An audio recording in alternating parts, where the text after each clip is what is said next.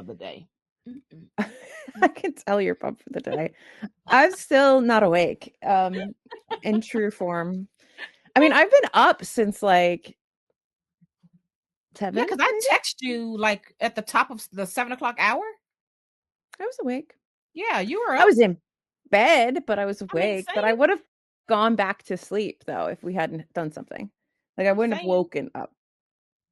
I probably would have still gotten out of bed around 8. No, I would be getting out of bed like now. Yeah, just Because I've depends. been getting up too early. So I have to, it's Friday. I go back to work on Right. Monday. I need to be back on schedule. I'm not gonna make it through Yeah. the night if I don't start staying up late. So I'll take a nap today and stay up late today. Yeah. Um, yeah. All that training your body so you can get the right amount of sleep for your particular schedule. Very Yeah, interesting. because I love it. everything wakes me up early now, especially Yeah. the dogs, because the dogs wake up with Jesus and they driving me nuts. Mama does not Yeah. want to get up at 5.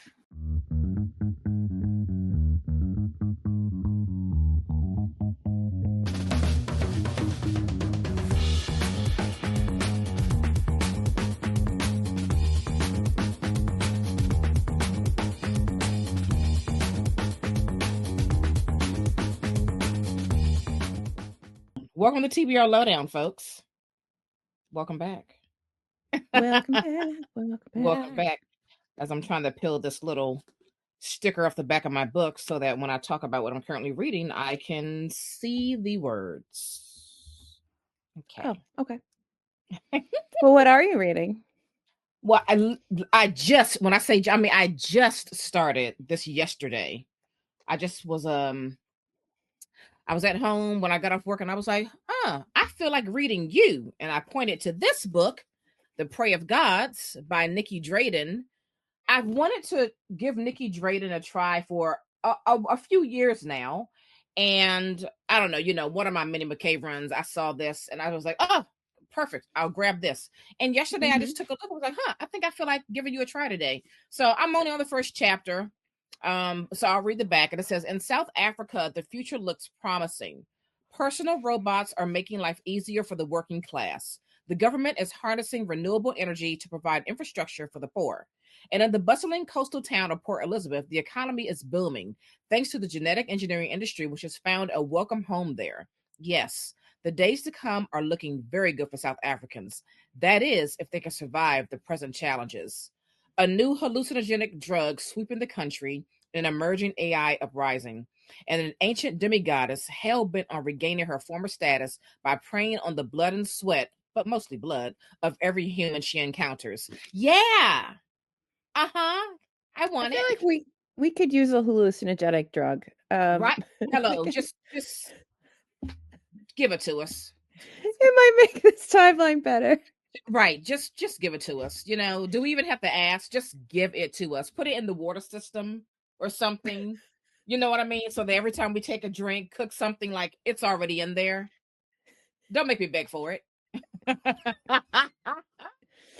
That does sound good, but it also sounds like it could be horrible. It's got like I It don't could, know. yeah. You're gonna have to let me know. That one has like a I if it know, might I be doing know. too much, it might be Well, perfect. I'm really hoping that I love this because I've heard so many good things about Nikki Drayden's work, and I'm not sure how many books she has. I haven't really paid attention to what's actually in her backlist, but I'm excited to get into this little sci-fi baby here. So we'll see how it goes. The Prey of Gods by Nikki Drayden. Excellent. And what about Um, you, darling? well, I know we just bought a different edition of this over the weekend, but Uh-huh. Uh-huh.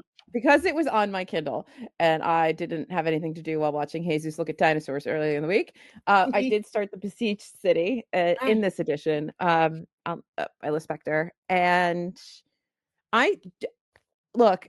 I'm like 4 chapters into it. It's Liz Spector. Who the hell knows what's going on? Right. There's things with horses. It's very. It feels almost like there's something I don't know. It's just like this. It's in the 20s. There's this town that's like changing the horses do something at night.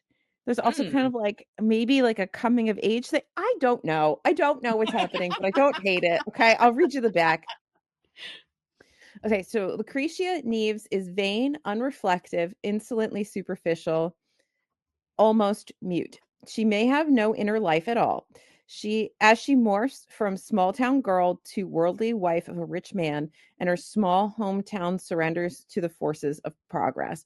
Lucretia seeks perfection to be an object serene, smooth, beyond the burdens of words and even thought itself. A book that obsessed its author. The Besieged City is unlike any other work in the Lispector's canon.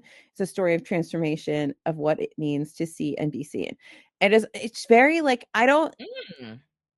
it's gonna take me a while, I think, to even like come up with words because there's just I Yeah. don't right now I just have like a lot of feelings that are very conflicting. Like the whole town just feels like some sort of like breathing thing, like everything's Mm. kind of changing. There's almost a sinisterness to stuff, but I don't know what it is. Like I can't say like Ooh, I what it is, love but that there's just feeling. something. It's very atmospheric, maybe so far is what I'm trying to like get at. But it's early. It's Spectre. I will probably love it, but Yeah. yeah, I'm Yeah. very curious. I'm very curious about that one. Yeah. So that's what I'm reading. I love it. I love Mhm. it. You've read a lot of Mhm. Spectre thus far because you read her complete short stories. Is that correct? I've read all of her short stories, Near to the Wild Heart and Mm-hmm. Agua Viva. Um, and that's all I've read so far, which is actually quite a bit because there's a lot of Yes, short it stories. is. Yes, it is. Um, but yeah, we're making our way through other stuff. We'll get there. I love it. I love it. Yeah. All right. Well, today we're going to have a little chit chat about annotating and other reading habits. Yeah. Yeah. Yeah. Yeah. Because I, I I pulled I do feel like those things they're always evolving as well. I know it has for I me over the years. don't know if I really have a system. That's what I realized trying Well, to like put some I don't know if I have anything I do consistently. I've pulled down some things to kind of like yeah. be examples, but I don't do anything consistently. Well, I didn't pull down anything because I just can't be lugging all that stuff around. But um I think the most consistent thing that I do is annotating. But like I have changed how I annotate over the years. How I annotated in college is not how I annotate now. Like I've gone through different ways. It's like I'm always trying to refine it and what makes the most sense for me as the reader. So it's changed a great deal. Yeah. That's interesting because I think I just fly by the seat of my pants. It's like it's really like whatever moves me while I'm reading. Sometimes I don't do anything. Sometimes I do a lot. Sometimes I don't know. It really depends on what I'm doing, what I'm doing it for. Um, yeah. So let's break that down. So because same. So yes and same. I do have somewhat of a method in which I annotate when I choose to annotate. And I've said this before in various posts on the internet. Like every book does not call me to annotate it, No. right? But if I am called to annotate it, there are certain markings that I use to tell me certain things. Like I have a marking for like something like a piece of information that seems like very important. Like you need to know and remember this. I have a marking for that. I have a marking for foreshadow. So I have certain markings that I use throughout, and it helps me to like keep things connected, or like if I want to go back to something, I know like what I'm looking for. So like I feel in that like way I have like structured markings for like clarification. people are going to want to know what those markings are. Find your own way, man. I'm just saying. What are I your mean, it could be whatever markings? you choose, right? Like I feel like I feel like however you, oh, you mean like the symbols of things that I use? Mhm. Oh, well, like if it's like very important, I do like 3 long straight lines if it's very important. If I feel like it's foreshadowing, I'll just do like a little arrow with a little line at the end of it, like an end and an arrow. I'll also call back to things. So like if let's say I'm on page 100 and I'm reading something that like references something that I remember on page 20, then on there I'll do a line, I'll do the 20 and I'll circle it so that I know that this part here releases something back on page 20, and then I go back to page 20 and do the same thing with the page number But that it refers to further along. Yeah. mhm. um if there is like any name that I feel like I need to remember, I do a rectangle around it. Any word that stands out to me that I may want to look up later or research later, I circle that, you know. And I underline any passage that I feel is something I want to remember or dig deeper into later. So those are a few of the markings that I use. But it just helps me so Wow. that when I go back to look for stuff, those markings help me to find it. That's so organized. So like I literally mine is like the ravings of a madwoman. Like I just like underline things. Sometimes I just circle stuff because like if I really like something, like I will just Yeah. like crazy like and then I write all over Yeah. everything and I just Yeah. it literally looks like I've lost my mind, I think, in But comparison to like what you're talking about. Yours is very it seems very like methodical and the markings are methodical, but I still write all over the fucking page. I don't write do anything methodical. There's nothing methodical. Yeah, I need it, but that's my Capricorn brain. Like I need some kind of like it has to make a little bit of sense in my head, and I have to be able to go back to it and like remember like what it meant. And again, like you're saying, and also like what we're reading like for. Um, so those things help me out a great deal. But I I dog your pages. I I don't do care that. about that. I dog your pages. I write all over the page, but I have transparent post-its, I have the regular size square post-its, and I have the long lined post-its because sometimes the page isn't enough room for me to continue writing. So depending on how much space I need after that, I'll use either one of those post-its to continue on with my thoughts. Right. I mean, I do that too. I do like Yeah. the transparent post-its. It depends on what I'm doing. So I some of the things I pulled out to explain my madness. Right. Um, so like secret history, I still need to finish this vlog. Uh I um this is gonna be like a 2 year long vlog. Yeah. uh I I Yeah. sometimes flag. I flag all the And I time don't if know I'm if the flags have they don't always have like a purpose. Like I think they start to try to like um maybe not purpose isn't the right word. They're not like the colors don't usually mean anything actually at the end of the day. Like I usually just flag something. And like they mean something for me. I try to do it, but then I always and run out of a color and then I'm like annoyed and then I try to stay in the same family and then I just find the flagging gets me annoyed because I don't want to have a stack of flags this big so that I can have everything be blue.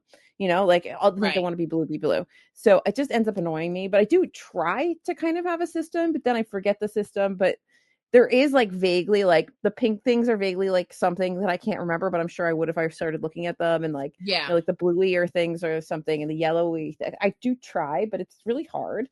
I think the only one I was very successful at doing that with is Betty because Hmm. like I actually like pink and yellow is just for beautiful things, and then blue and gray is for truly tragic moments.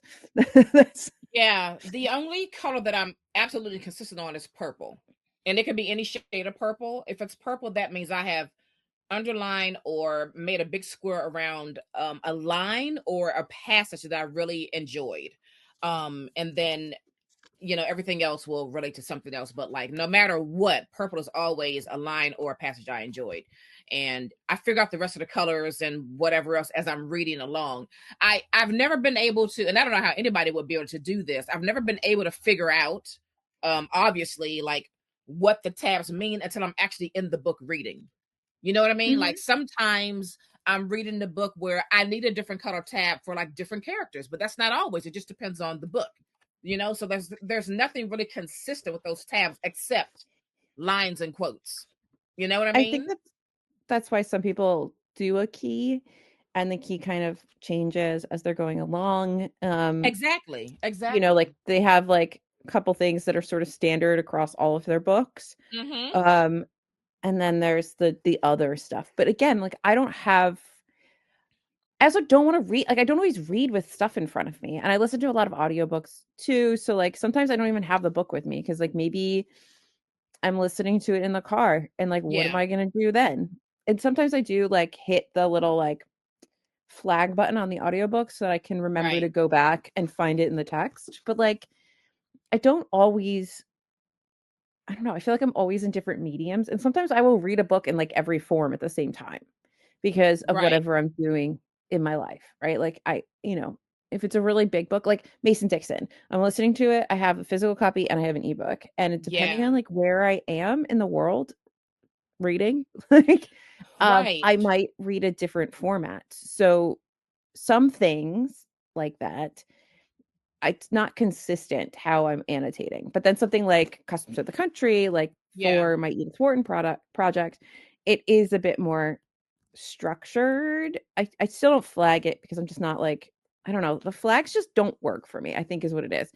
I like them sometimes, and I feel like flags work better for me in retrospect or like in research. So like going through Mm-hmm. biographies or, you know, criticism texts and flagging stuff maybe for later or to go back to so that I can look at it when I'm writing something. Yeah. That's more handy for me than flagging while I'm reading. But I mean, I underline a lot. I write a lot of stuff in the margins. I will star, like for this, I star things that feel like, yeah, this is something I want to talk about so that when I flip back through, I see the star in the margin. I'm like, yeah, that's something I wanted to look at. Right. And but one of the things I probably do most consistently is I just write in the front cover a bunch of notes, just like Mm-hmm. random stuff that comes to me, especially Yeah. things I'm going to write about or do a video about. I will just throw in like just like those random thoughts that you have while you're reading, like, Oh yeah. oh, you know, this is something I want to research, or like, what if this happened, or just like a little like a short quote, like pull that Yeah. forward so that I have it. So sometimes like the front cover of my books gets really full of Yeah. stuff. That I Yeah. definitely do a lot. Sometimes I don't flag until I'm done with the book, and I realized I was doing that a lot over the summer, and I was like, "Oh, I kind of like doing that." And this is why when I'm done reading the book and I go back to then flag everything, now I'm like rereading those parts again, right? Yeah. And so it's like helping me to kind of like really mesh those things in my brain, and sometimes I see it a little bit differently on the second go round. So I don't always flag as I'm going along unless it's the purple. I'm always doing the purple for the most part, but a lot of the times now I'm totally okay with doing the flags after I've finished the book, because otherwise I just have like a crap ton of dog ears that stay in there forever. I mean, there are some books I never went back and flagged, but they're just dog eared to crap, so like the dog ear would take place of the flag. Yeah, I do have a lot of dog-eared books, and Yeah. that's fine. Um, Again, I know that I somebody just fainted when we said dog ear. I mean, some people just cannot stand that. I'm so sorry to you. I did not mean to hurt you this morning. they were my books. I don't care what people say. Yeah. But I was trying to keep like a commonplace book of quotes and stuff I wanted to do, and I was going back fairly regularly and pulling out stuff and Yeah. revisiting the text and like you do with the flags. But I got a little bit behind, which I guess is fine. It's for me, like, but like I kind of want to put aside more time to like just pick up books and flip through them. I think it would be a nice way to revisit them and get this more up to date, because it is nice to go through and then just kind of see the things that stood out to you across multiple books. Like, what are the themes? This my in my commonplace book is not like organized in any way. Like some people Right. organize it by like theme or whatever, and it's much nicer. This is just a book of chaos, Right. like everything Right. else in my life. Okay, let's be honest. Everything else in my life is I I'm not an organized person, and my brain is everywhere. The fact that I get anything done at any amount of time, I Amazing. don't I don't know how I've made it to almost 42, name it. But I do enjoy this. I'm just like, I think I'm just, for me, the flags feel like a waste unless it's something that I'm doing research on or whatever. Like, and I know I Yeah. need to come back to it, like much more of like a, oh, more of a temporary thing. Right. But my best thing I ever started doing was my book journal. You know I love your book journal. You know that I love your book journal.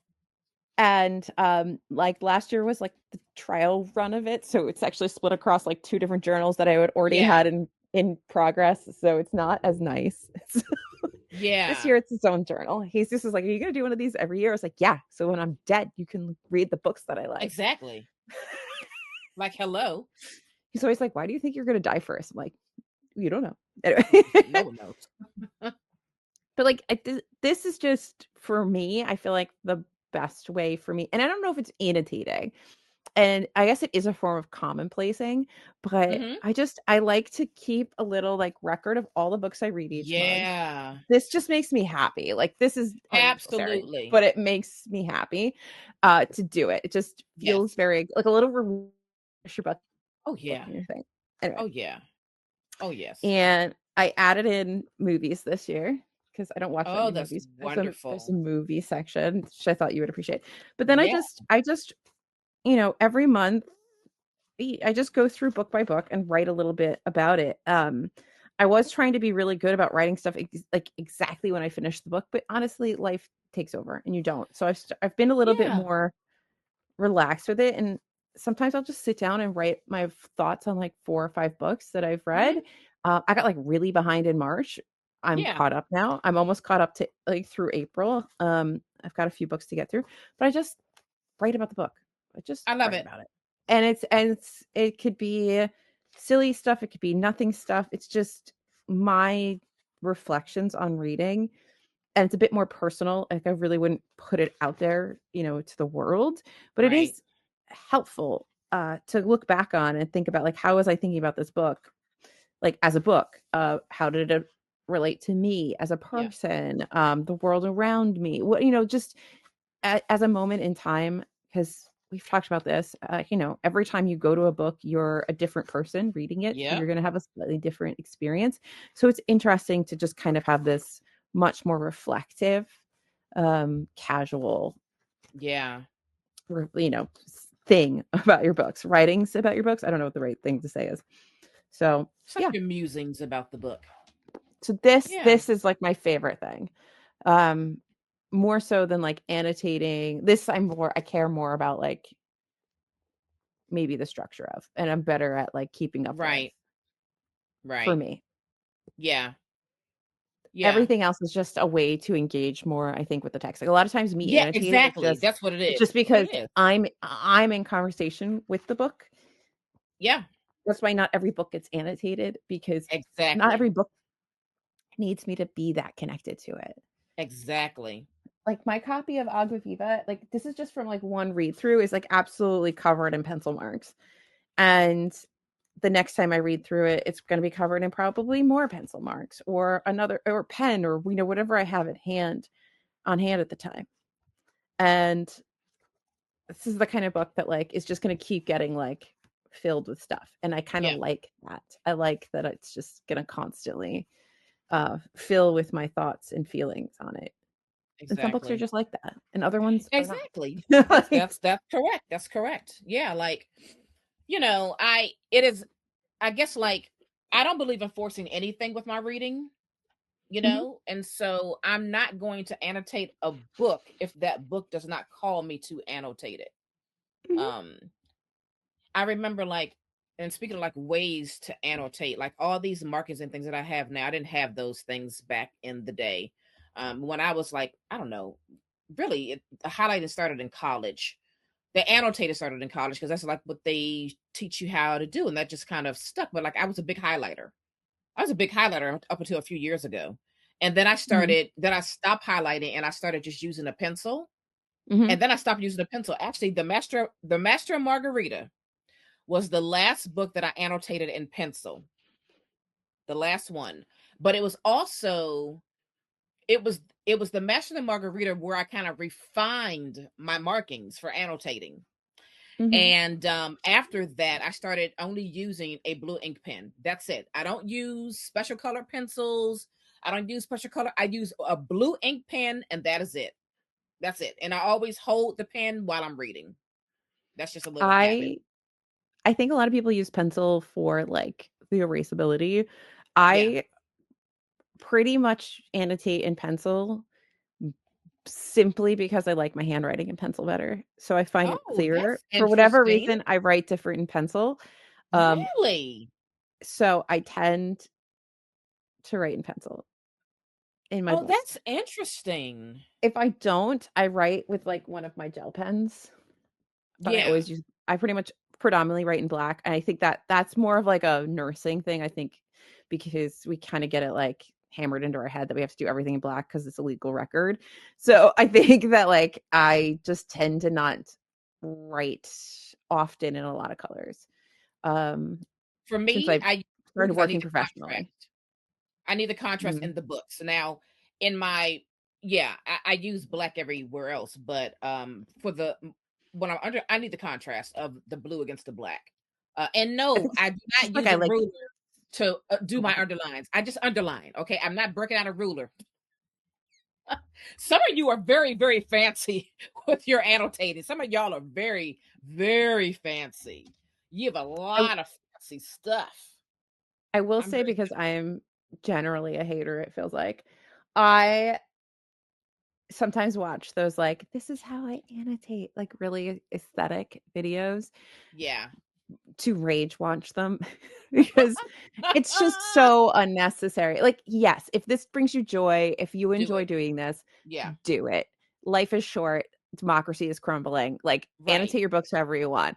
But Right. this idea that anybody is peddling that like this is how you can or should do anything really irritates me. Like it's your book. Like if you want to Yeah. write all over it, if you want to dog ear it, if you want to stick post I you know what I really like? I like people who write on index cards and stick the index cards in the books. I think that that's a Yeah. really nice way of doing things, especially for Mhm. people who maybe read a lot of older books or books they just don't want to mark up or like Yeah, library books sure. or whatever. It's a great Mhm. way. Um, I've seen a couple people who do that and they keep them like in a like an index card filing system. So they'll have like a little box for Oh. like, you know, each book that they read really closely like that. And I think like that's really cool. I mean, I guess that that could be quite handy Yeah. if that's how you like to do it. But like to have like 97 different colors and you're pulling out like a sack every time you read, like that's a Yeah. lot to me. I mean, oh, what I'm too lazy. I'm too lazy Yeah. for that. I mean, I do have a little pencil case that's got like 3 sections. The middle section has all of my Post-its in various sizes. One side has all of my tabs, and I have like a special black like marker thing that doesn't smear on the transparent note Yeah, of you have to have a Post-it. special you have to get Yeah, a so special that's on pencil. one side, and then on the other side is like all my blue pens because look, they dry out, right? I can't be stuck without a freaking blue pen, so I like keep all the blue pens on that side. But like, I'm not carrying that around. And I always have pens on me. I'm one of those people like I always have pens on me, no matter All what. right. So So there is like one of these and some form of pencil. Probably everywhere I sit to read, I have like a lot of these, which are you never have to sharpen them pencils. They oh get a yes, little dull from the original point, and you can yeah, change out the points, but you never have to sharpen. So they work great for annotating a book. yeah, They're a little faint, but I don't mind them. Right? I yeah, have stuff like this all over the house. In terms of like other stuff, if I have it with me or if I'm specifically reading this, I you know, something where I feel like I need them, I might bring them around with me, but really it's just a function of like, is it by me? Is it not by me? Um yeah, like I'm not creating I do have like a very slim pencil case that I it might be in my bag still, my backpack from when I saw you because I unpacked everything but my backpack. um so I did do I unpacked my suitcase. Okay. So I think that's good like big. job. Thank you. I'm an adult. So but I have this like really thin and it holds maybe like 6 pens. Yeah, And I do that a lot. I just will carry that around and it's got like the basics of what I would mark up or write in this because it's just certain things I like. yeah, Like I have For me, I'm just very weird about pens. So I like a good gel pen in a certain, this Mm-hmm. is, I don't know what this is, 0.5. I like a good Yeah. gel pen. But then I also have these, which are erasable gel pens. This is a 0.7. This is what I like to write out my for like the Edith Wharton stuff for my Substack posts. I write out Yeah. in this because I can erase it, but this is faint. So I don't like this in other stuff. It's like a grayer black. So like that bothers me. I love this. I love Um, this so much. You ready for like my OCD moments? Like I Yes, do I have am. things, Yes, guys. I I'm am. not always chaotic. I do have moments. I like these as well, which is a black gel pen. These are good. Love these. Yeah. Um, but I'm trying to find anything else that's really good. Sometimes I like to write in these little felt tip pens that are quite narrow. But I don't like how Mm. skinny these are in my hand. They're too And small for yeah, my big hand. I have I very don't big like hands. skinny pens in my hands. I don't like how that feels. I want a little thickness. So why I like this? Well, who doesn't want a little thickness? Yeah, no, that's what she I said. I like these because they have a nice, like, thicker barrel and like they're squishy. So like if I'm writing Hmm. like out a Substack post, this is like very comfortable. I wish Oh this yeah, pen form came with like this ink as well so that I could have both, because this that'd be just nice. feels very nice in my hand. Um, and then of course I have all my mechanical pens. You, Um, I love this for you. for me, yeah, I mean, I'm not even talking into the mic. That's how excited I am to talk about stationery. I have a lot of stuff. Okay. I I have like Oh all my my stuff. gosh. I have stuff, okay? See, we all And have our thing, right? We all have our thing. sometimes hold on. Sometimes I'll use these, which are just little washi tape dots. These can Uh-huh. sometimes be nice, but I forget that I have them. So I think that's the reason why I don't do a lot of the other things. So like I always have a pen, I always have a pencil, I always have that stuff. Yeah. I probably have a post-it somewhere nearby, but like flags and all that, I don't have them around all the time. And Yeah. uh, you know, I it's I guess because like all of those things are just in that one case for me. I always Mhm. know what I have. I know what I'm running low of because those things are only in my case. I don't have them like scattered around. They're just I in mean, the they're case. in my drawer. Like they're just in my drawer, but I forget that Right. they're there. Right. But see, my case is out in my face all the time. Um, so yeah, but yeah, other than that, like I don't know. I feel like annotating specifically for me is just very like simple and easy, breezy. Um, let's talk TBRs. That's a Oh. reading habit many people have. Although, like, here's what I want to know. Okay, TBRs. Here's what I want to know. All right, so I'm an old lady and I've been reading for a long time, right? So I never in my reading life ever made TBRs, like ever. Mhm. I just read whatever I felt like reading. Now, Uh-huh. when I came into the social media bookish space, I tried making TBRs and I did that maybe for like a good year, maybe a year and a half. And I don't like it. So that I don't do it anymore. Um, one, because for me, I do not see it doesn't serve me any purpose as a reader to like build a list of what I want to read for the month and like try to stick to it. Mhm. However, I there are books that like stuff for our show, like okay, like I know I have to read those, right? But Mhm. outside of like reading for TBR Lowdown and any other like reading projects that I'm working on, where it's like, all right, I'm focusing on those for this project that I'm doing right now. I'm not building any other kind of TBR to like stick to just because. You know what I Okay. mean? Yeah, I understand. Yeah. So I I used I used to make like a hopefuls list every month. I don't think I would call it a TBR because I also get very distracted. Really, you think I Yeah. get distracted? I get distracted and I'll just pick stuff up, or like someone will be like, "Oh my God, Alyssa, you should read this. I think you're gonna love it." And I'll be like, "Oh my God, yeah, I will. Let's read that." And like I get really distracted and I won't stick to a TBR. But I have so many books. So like I do still like to kind of make a rough plan of what I want to Hmm. read. Just so I'm not just staring at the oh, I think my stomach is growling. Just so I'm Oh, not like staring at the shelves. Like what do I read? So I don't do it as just like grand as like a monthly thing. Just well, right. I'm just curious. If you made no like a shell of a list, how long would you be staring at said shelves? I don't know. You know, The other problem would is it that I take you might just days to decide? Are you one of those people? well what no, what would probably happen is that I would actually just pick up entirely too many books to read at the same time. And just start like 7 things at once. And it would be but I would do that probably more often than one should. Um I would overwhelm myself. That's what I would do. Got it. And then I would Okay. start kind of like panic reading, I think.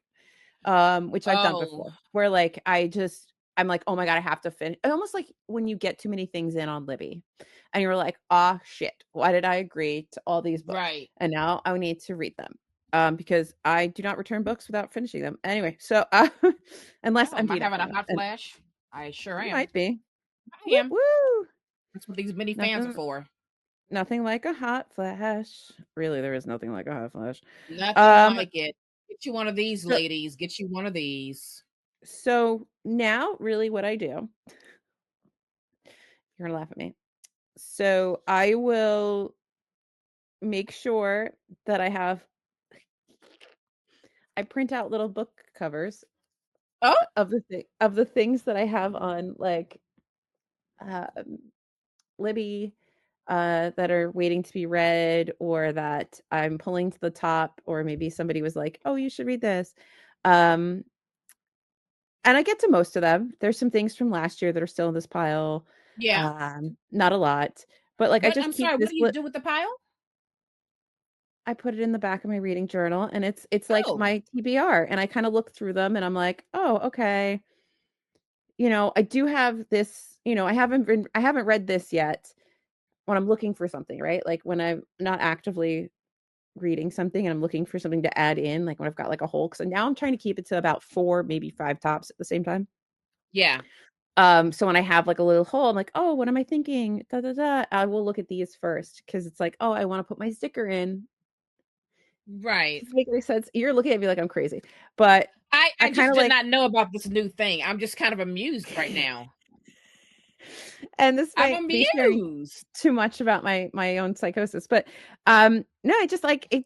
I don't know. It becomes like a smaller, in every way, shape, or form, way of making sure that I get to the stuff. And then some of it's like it's a TBR lowdown book. I make sure it's in here. If it's for my Yeah. reading projects, it's in here. Like so, I'm kind of more focused. I mean, you could do this as a list. It doesn't need to be tiny book Sure. stickers, but like Yeah. it's just But I mean, like it's um more visually appealing the way it's you're more doing visually it. appealing and it makes me excited to put the sticker in.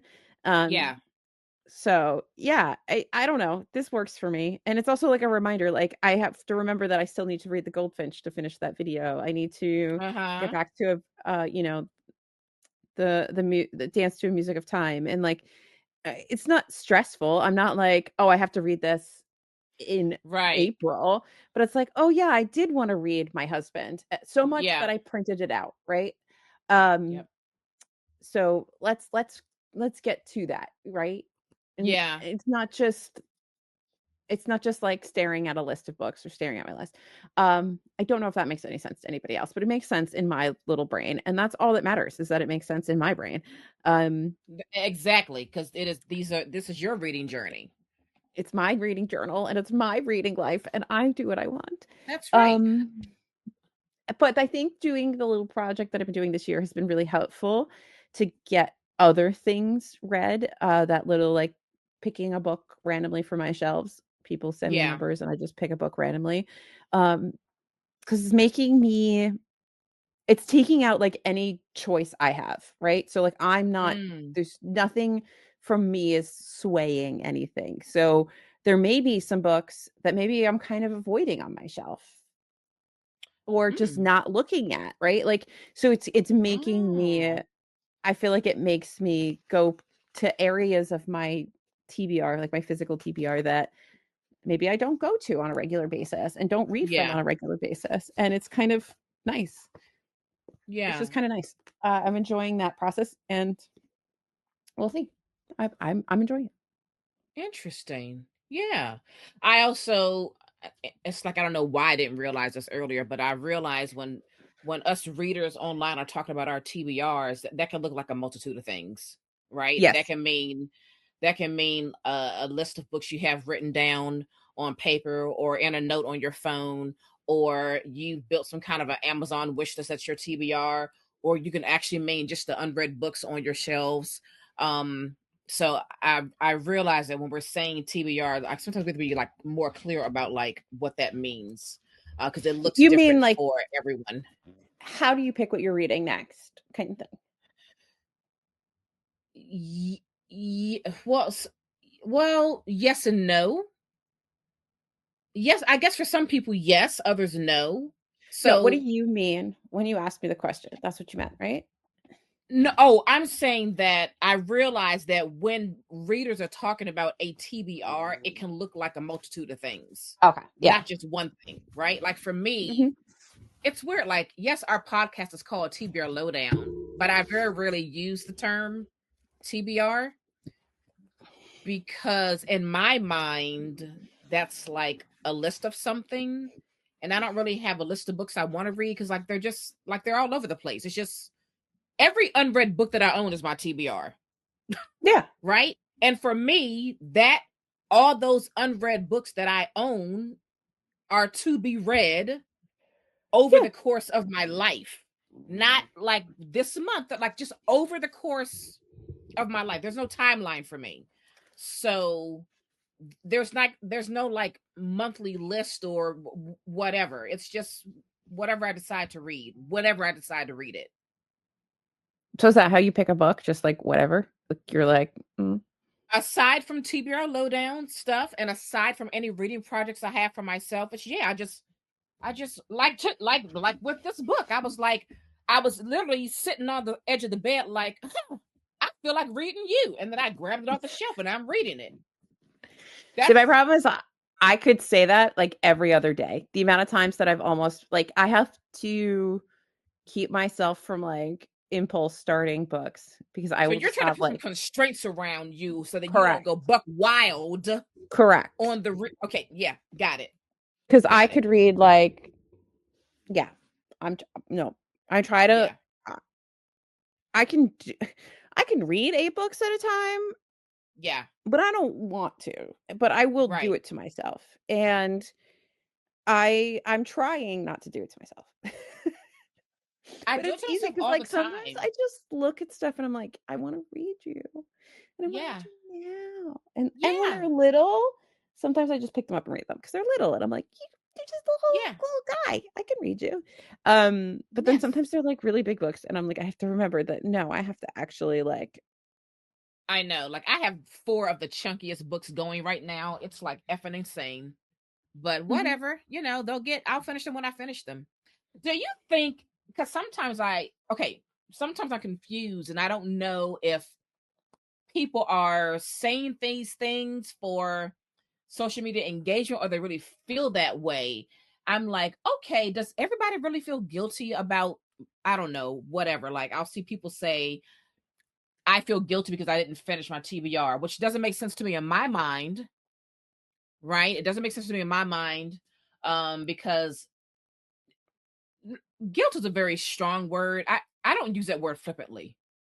Like guilt, I don't use that word flippantly. So that's a very strong word to me. So I'm like, do they really feel that way? Or are we just trying to like engage some conversation, in the social media space? Or someone will say, like, oh, I feel guilty because I didn't finish this book, or I feel guilty because I didn't like this book, or oh, I'm just drowning by my TBR. It's like, well, you don't have to make a TBR. You Sometimes don't I feel weird. I don't know if guilty is the right answer. It's the wrong that word. word guilt But is then like used so much from women sometimes in particular. well, that's a whole different conversation about how we're made to feel sorry about things we shouldn't feel sorry about. But I sometimes feel a some sort of way when I don't like something that felt like it's something that I really should have liked, or, like when it has all the pieces of Mm-hmm. a book that is what I love, and it just doesn't work. I do feel Yeah. bad about that. I feel like I wonder if I missed something, or like was I reading it at the wrong time? Sometimes I'm like, maybe I'm just reading this at the wrong time and that I'm just not connecting with it. Um, but guilty, I don't think I ever feel guilty. I don't think I feel guilty about a lot of things. I I do not. That is not. definitely Yeah. don't feel guilty about, or any type of way about, whether or not I will ever read all of my TBR, because I sort of don't intend to read all these books. I want to read all these books, but I Mm-hmm. also intellectually know that I have thousands of books in this house, and they're Yeah. constantly moving around. They do constantly move. Like, things come in and out of flux in this house, like on the Yes. regular. That, like, I don't, if you took a snapshot of today, everything that's in this house, I would not feel any type of way if I didn't finish them, because, like, look, if the world ends tomorrow, I'll finish them, because I will just sit here and read them, because what else am I gonna Right. do? Survive and read books. Like, that's what I'm gonna do. But, there's things, and, like, your taste changes, and Yeah. you start something and then you decide not to. And the way that I acquire books, I will get, you and I are kind of similar to this, where we get, like, a lot of books from an author that we're interested in, Yep. and we read them, and if we don't like it, they all go. So, They like, all go. I might read one or two Iris Murdochs, and if I happen to not like her, I might just get rid of all Out. of them, Exactly. and it's out. And then now there's like 12 books out of my house, and then maybe I'll start looking into another author, and then same Yep. thing, and maybe I keep it, maybe I don't. Sometimes I get rid of books. I don't keep every book by an author that I like either. Sometimes I get rid of Right. those, because if I really just didn't care for it, I'll get rid of that. But I do kind of like having, like, a little stack that I can comfortably get through, if I do enjoy an author. Because if I Yeah. really enjoy somebody, I want to read everything they wrote. I want to Yeah. know how they've changed as a writer. I want to know what kinds of stories they've been telling. I really want to get to know somebody, and as an author. And I think that you have a different experience with the books when you do that. Yep. Personally, that's my opinion. And Yep. so, yeah, there's definitely things that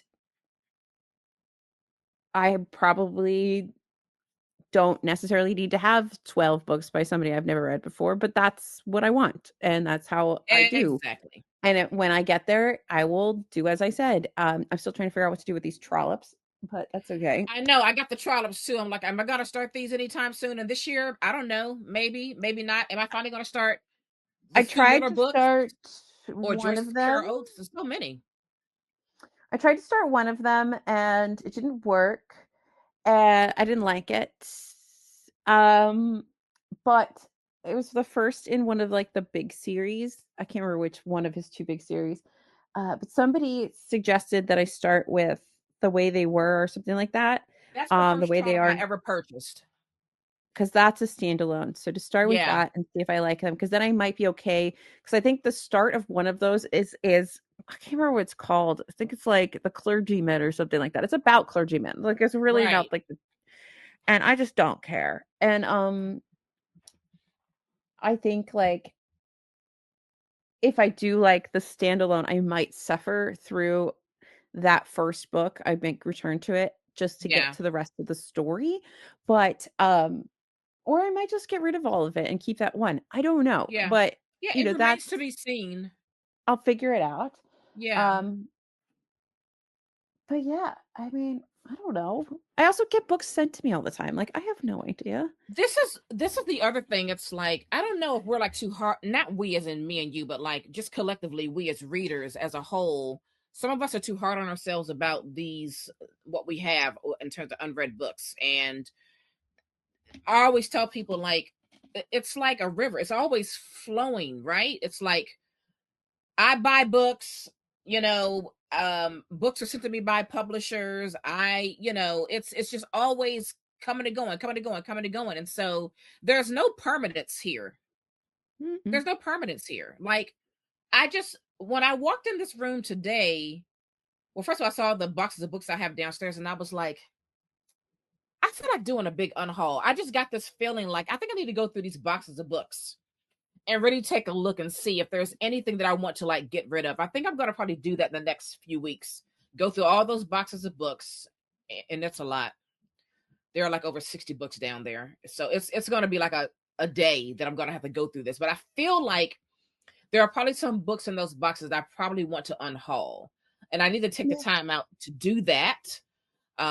So yeah, so like I just feel like whose home library is just permanent like that, where it never changes. Like it's always in flux. I would assume. Mine certainly is. Yours certainly is. I would assume most people's home libraries are. So if it's always in flux, it seems strange or odd to me to have the notion that you would ever get through every single unread book in your home library. I don't know, but that's just me. And let me just speak for myself. It's probably never going to happen because it's always things coming in and out. I wonder if people, well, I don't wonder. I think people,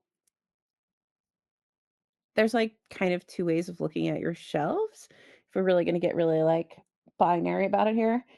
Um, Either like you want to have a home library that's predominantly everything you've ever read, sort of as like a trophy. Not maybe trophies Oh a little yeah, bit of that's true a too. sarcastic kind of way of putting it, but like, but basically as like a look at these are all the things that I've read and loved, Yeah. right? And some people want to put their time like that, which is fine. Um, I want to have a mixture of stuff, and I sort of will always have more that I haven't read than I've read Hmm. because I want to be able to shop around and pick stuff from my shelves and like Yeah. what looks interesting to me today. Um Actually a lot of what I unhaul is books that I've read that I'm like Hmm. I don't really need to keep this.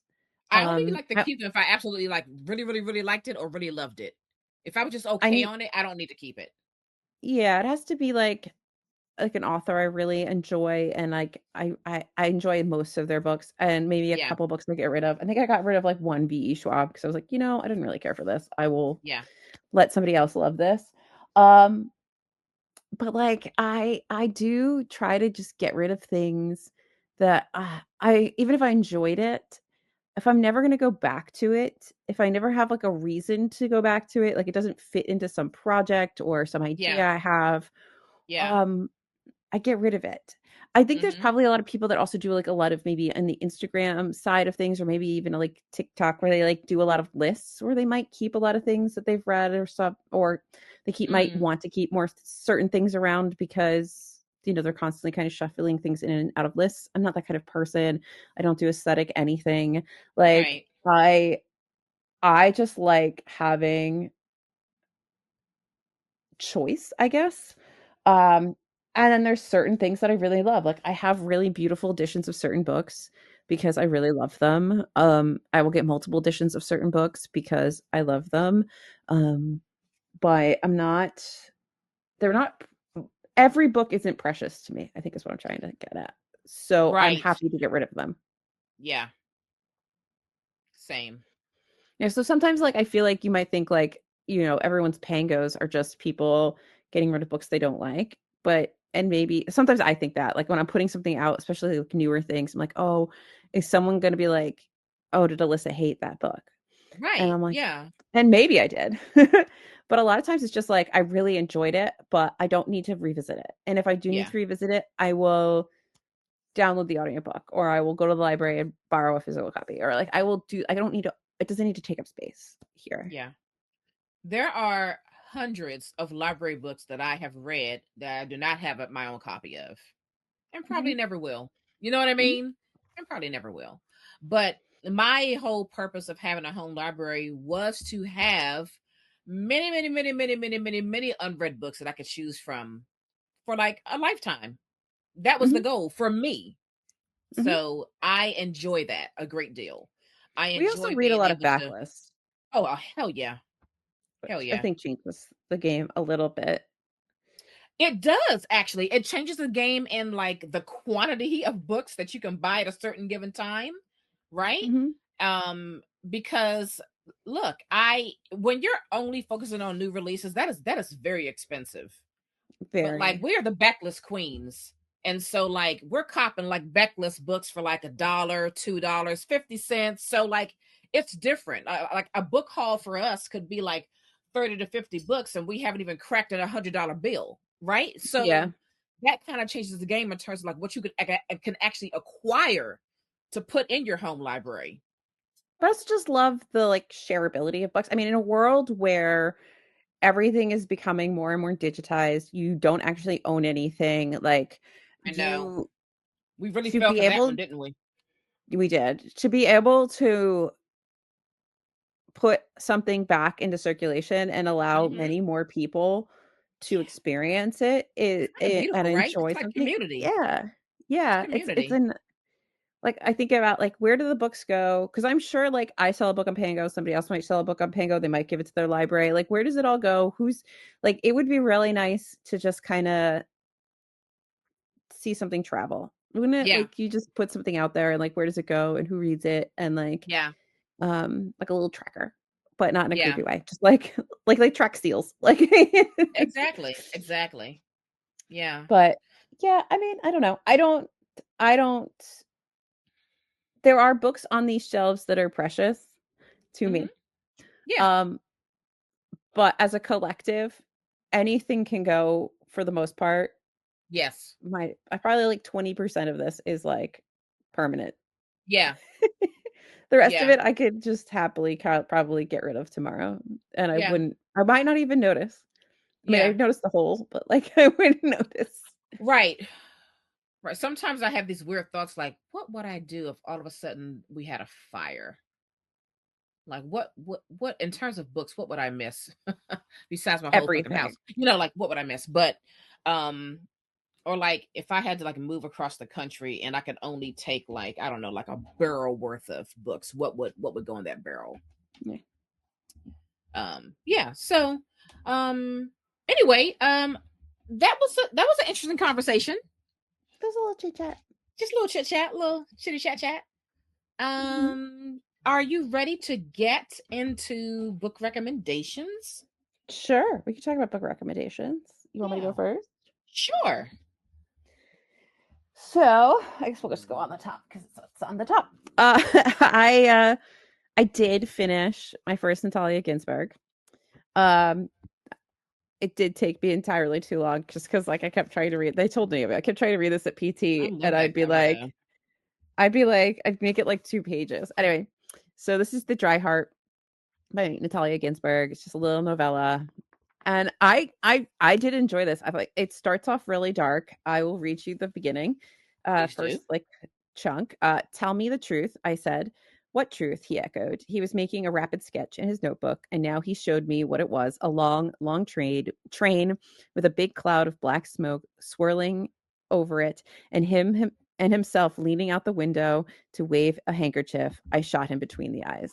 I love I love this. I think it's like it's dark, Okay. it's sinister. It's like a messed up sort of marriage.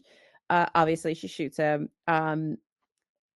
The tone is really interesting, and I don't know if I need to figure out if it's because they're translated by some the same person or what, but like the tone reminded me a lot of Lies and Sorcery in terms of how it's written, but the story was much more engaging and better than Lies and Sorcery in my humble opinion. Interesting. And as I told Naomi, I just find that really fascinating because Natalia Ginsburg wrote the introduction for that book. And Yeah.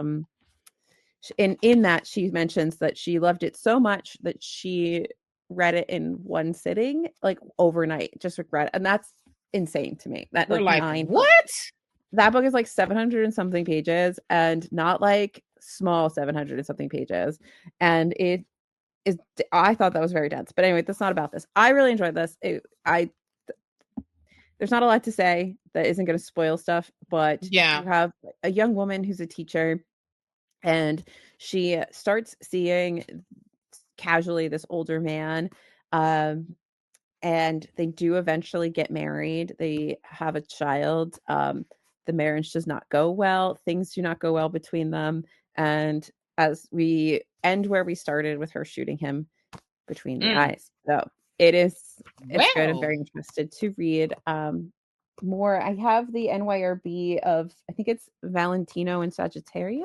I think that's right. I might be wrong. If I'm wrong, I apologize. But it's something like that. So I'll get to those next. well, isn't that something? Okay. That sounds good, actually. It's good. Yeah.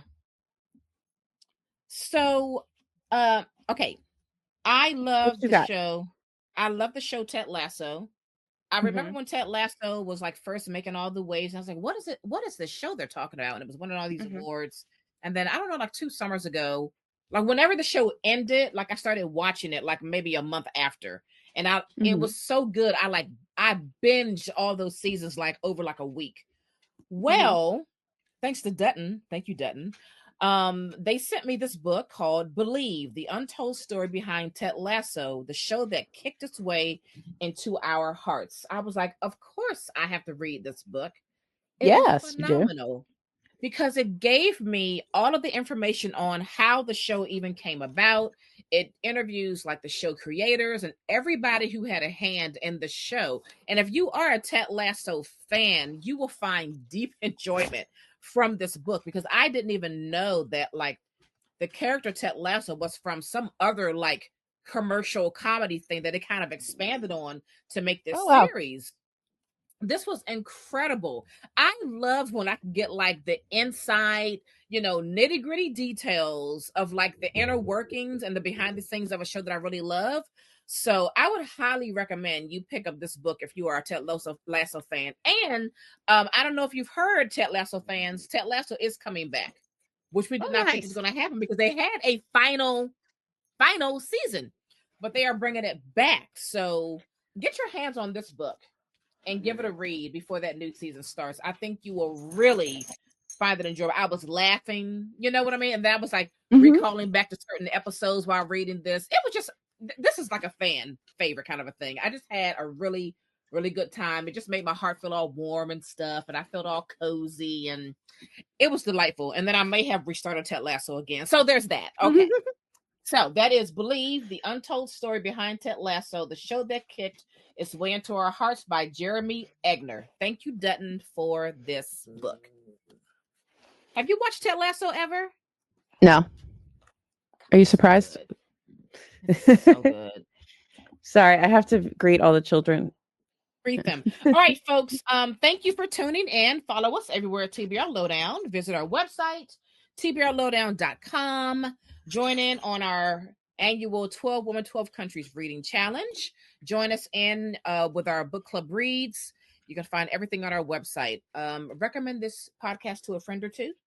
And subscribe, or 12 or 20, and subscribe wherever you listen to podcasts. Also subscribe to our YouTube channel where you can see the podcast uncut and unedited. So all the shenanigans and the puppies. That's right. And the puppies. So subscribe to our YouTube channel for that as well. Anyway, we appreciate you listening. That's going to do it for us. We're out of here. Bye. Bye.